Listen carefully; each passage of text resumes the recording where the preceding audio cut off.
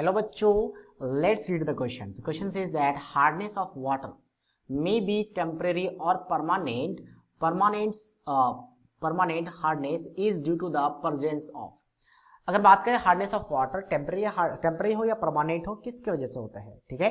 सो अगर मैं बात करूं तो यहाँ पे सिर्फ आपको परमानेंट हार्डनेस पूछा गया है, तो टेम्परेरी हार्डनेस शॉर्ट में लिख देते हैं TH, टेम्परेरी हार्डनेस।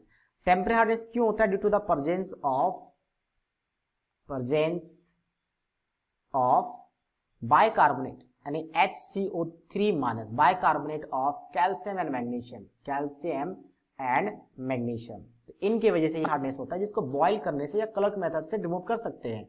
बट वही अगर हम बात करें परमानेंट हार्डनेस का, पीएच का, ये क्यों होता है? Due to the presence of chloride और सल्फेट, क्लोराइड या sulphate of calcium and magnesium. यानी यहाँ पे क्या होगा आपका? क्लोराइड या सल्फेट होगा कैल्शियम एंड मैग्नीशियम का, इसकी वजह से वाटर हार्ड होता है। जिसकी वजह से अगर आप सॉफ्ट डालोगे तो स्कम नहीं बनाता, ठीक है, स्कम नहीं बनाता, लेदर नहीं, स्कम बना लेता है, सॉरी स्कम नहीं बनाता, नहीं स्कम बना लेता है। वाटर में झाग, जैसे कहते हैं झाग नहीं बनता, यानी कि वहां पे लेदर नहीं बनता due to the formation of scum in cations और एनाइन के प्रेजेंस की वजह से।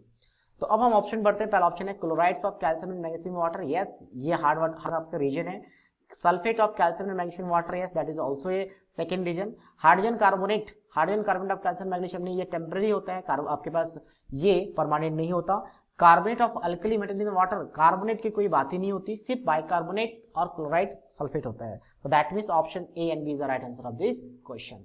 आई hope you understood it well. All the best.